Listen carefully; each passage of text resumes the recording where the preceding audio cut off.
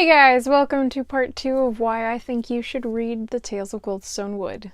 In the last video, I told you guys why I love the Tales of Goldstone Wood series and why I think you should read it. There were a couple different elements throughout the entire series that I told you about that some people really look for, and the Tales of Goldstone Wood series has all of them, such as foreshadowing, character-driven plots, and in-depth fantasy worlds. Today, I want to give you a summary of each of the different Tales of Goldstone Wood books.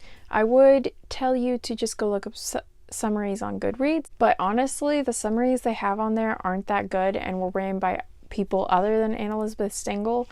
So myself and pretty much every single one of the other fans of Tales of Goldstone Wood thinks that those summaries just don't do the series justice. I also want to show you the covers because I think they are beautiful covers. The first two books, though, I do not have the physical copy of. So I'm going to start with Heartless. In my opinion, it has the most beautiful cover of the series, so you should really go check that out if you want to. Heartless is about a young, naive girl named Una. She has just become of age to start courting, and suitors come accordingly. What she doesn't know, though, is that a dragon king is coming out to steal her hand away from her one true love. Through a prophecy and a series of events that ends up in heartbreak and betrayal, she ends up giving herself to this dragon king, and the choice brings untold consequences to herself and her kingdom. This book is a very simple story and yet has so much meaning underlining it. The one thing I would like to precaution, though, is that a lot of people tend to not like Una as a main character. That's actually a lot of the reason why many people stopped the series.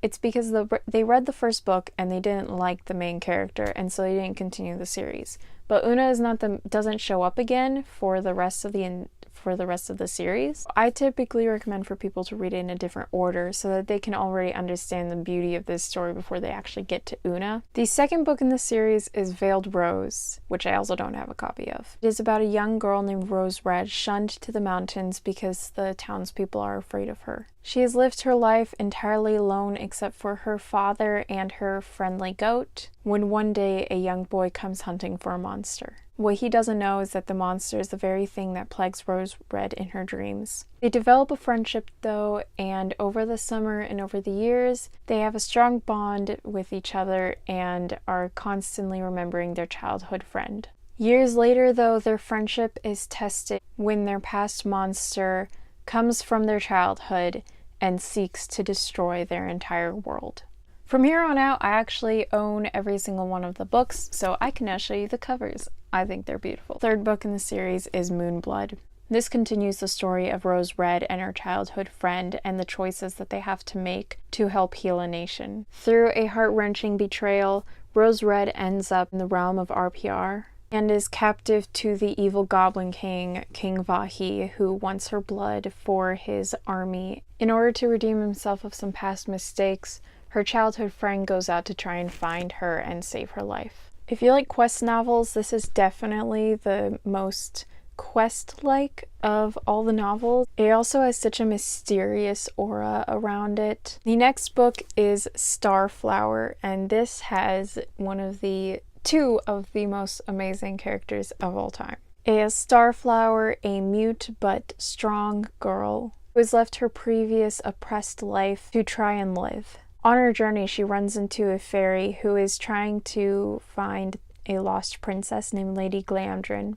Lady Glamdrin has been kidnapped by the Dragon Witch, and the ferryman is in a race to try and win her hand. While pursued by the Black Dogs, he suddenly has the responsibility to take care of this mute mortal girl. As he gets to know her, though, he realizes that she is a much stronger being than he could have ever guessed, and has a story that ties into his own and is not nearly finished yet. This one is one of my favorites. This is the book that won me over. The first two I had been reading and I was like, yeah, okay, this is pretty good. And the Moonblood, I was like, oh wow, that was a really good book. And then I read Starflower and I'm like, oh my gosh, this is one of my favorite series of all time. This is the best. And then I read Dragon Witch, which put it as my top favorite series of all time because it is amazing.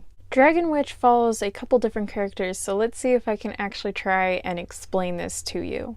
Dragon Witch is a villain we've seen in the past, and in this book we get to see her origin story and how she came to be the Dragon Witch. Also get to see her in present day through the eyes of 3 unlikely people who have been exiled from their homeland, led by a young child who has been oppressed by the Dragon Witch. The 5 of them are in a race to try and find the sword underneath the temple. One reason being so they can restore the rightful king to the throne, and the Dragon Witch is trying to look for it to gain the power of it herself, and to gain revenge on some past wrongs that were done to her. As you can probably see from the cover, this is a Sword in the Stone sort of retelling, and it does it really well with a whole prophecy and with a love story that will melt your heart. The next book that was published is Goddess Tithe, which is a novella. Mooney is a young cabin boy on his first voyage that he's taken trying to earn some money for his sick, dying mother. A couple days into the voyage, a stowaway is found on the ship, and Mooney knows what needs to be done in order to save their lives. The stowaway must be thrown overboard as a tithe to the goddess Risafeth. Unfortunately for Mooney and the entire crew on board, the captain has decided to spare the stowaway's life and to face whatever the goddess has coming towards them. This is a story of sacrifice and longing, and it is such a touching story for one that has so few pages. Next is Shadowhand. This is a story about Lady Daylily, a pawn in her father's schemes. She has been betrothed to Prince Foxbrush, in her opinion a very unworthy future king and husband. On the day of her wedding, she runs away into the fatal wood to become free of everyone's control. What she doesn't know is that she's traded one set of chains for another. She's been taken captive by Kryn Crew to be a slave, and what's worse is she doesn't even realize it. Prince Foxbrush, who doesn't even believe in himself, must go after her to try and save her. Next is Golden Daughter, the most epic of the entire Tales of Goldstone Wood series. Sairou has been preparing her entire life to marry a prince and then become his bodyguard. Surprising to everyone though, she takes the first opportunity handed to her and instead follow a mistress who's being plagued by demons in her dreams. What she doesn't know is that what her mistress is dealing with is something very real and something that is coming to destroy her entire world. This book has so many more plot lines going through it, but that's the most simple way I can explain it all to you guys. The back summary of this is pretty good though, so if you want to learn a little bit more about it, you can go read it on Goodreads. The last book that has been published is Draven's Light. It is also a novella. This book goes further back than any other one of these books has gone. It goes back by 200 to 500 years before even Starflower started. This novella starts out with a girl being too scared to walk up a mountain to give some workers their water gift. But when she finally does this, the man who she calls the Kind One tells her a story. The story is about a man named Draven, seen as a coward by his tribe. He is shunned from it. But when his tribe falls ill, he is the only one who can go out to try and save his tribe. Those are all of the books in the series, and the order I showed you is the order that everything was published in. But I personally recommend the order that it actually happens in. The entire series is written out of order, kind of like Narnia or Lord of the Rings. And I found it that people enjoy it a lot more when they start with Draven's Light and read it in the order I'm about to tell you. So here it goes. Start with Draven's Light, as I just said. Then the series jumps ahead by 200 to 500 years, maybe even 1,000, it's never explicitly said, to Starflower. Dragon Witch happens about 500 years afterwards, and then Golden Daughter happens about 20 years later.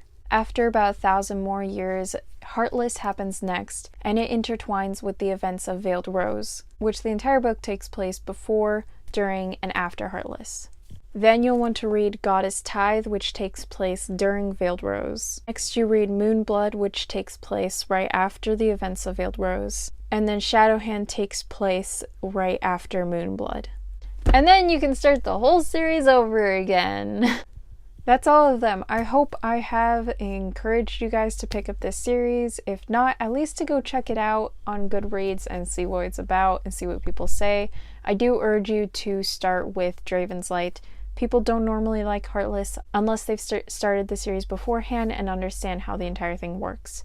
Also, if you don't enjoy third-person omniscient, don't bother with this series. I do understand there are people out there who won't like it, and most of the time it's for the reason that it's third-person omniscient. So don't waste your time or the series' precious time if you don't enjoy it. Otherwise, please try it out. I can guarantee you, you will love it.